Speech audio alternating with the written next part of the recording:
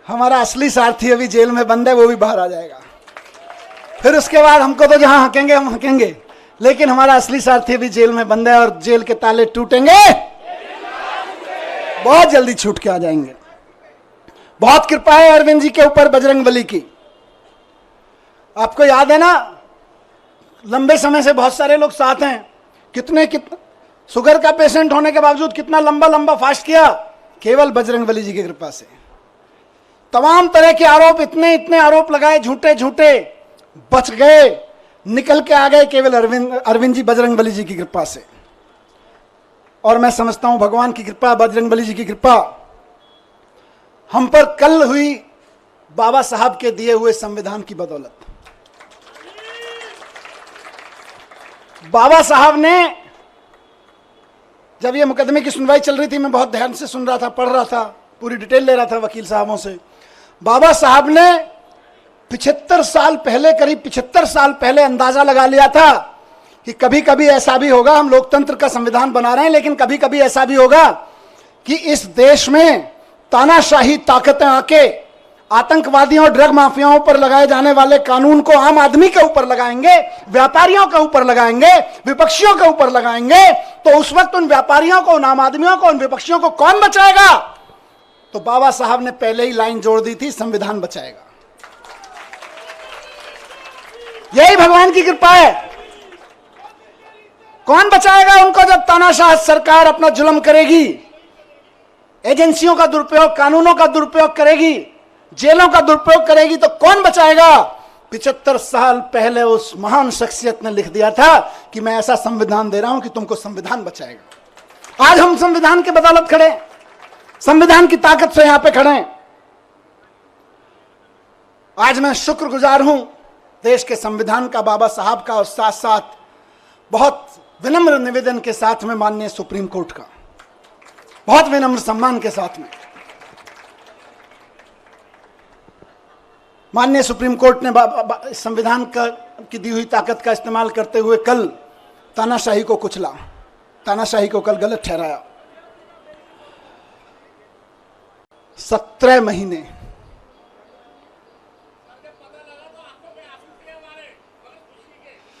ये आंसुओं, इन आंसुओं ने ही मुझे ताकत दी है 17 महीने जेल में। मैं जब राजघाट पे आपसे बात करके गया था तो कह के गया था शायद 7-8 महीने लगेंगे। मुझे उम्मीद थी कि 7-8 महीने में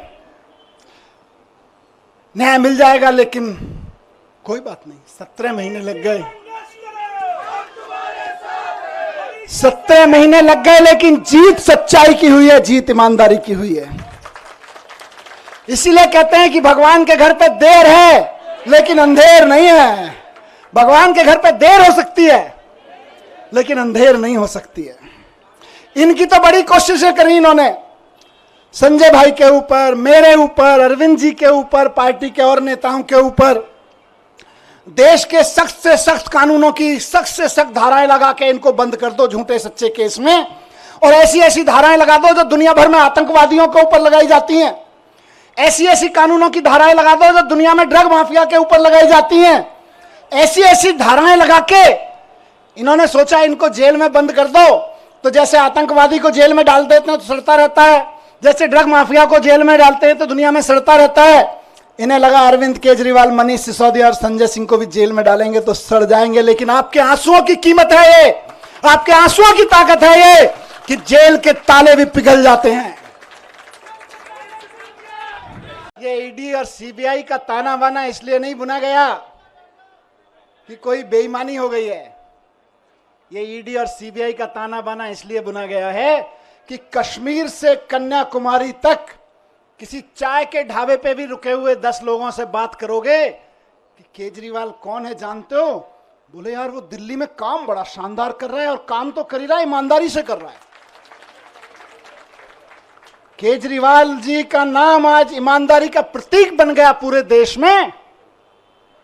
और भारतीय जनता पार्टी इतनी अपने आप को कहते हैं दुनिया की सबसे बड़ी पार्टी होने के बावजूद एक राज्य में एक उदाहरण नहीं पेश कर पाई कि उस राज्य में काम ईमानदारी से हो रहा है और काम हो रहा है।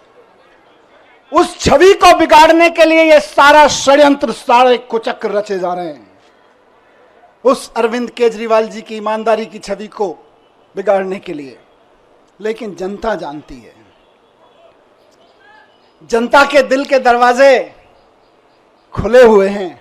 आप जेल के दरवाजे बंद कर सकते हो, लेकिन जनता के दिल के दरवाजे बंद नहीं कर सकते। जनता के दिलों में आज भी वही नारा गूंज रहा है पिछले 10 साल से। बताइए क्या? भ्रष्टाचार का एक ही काल,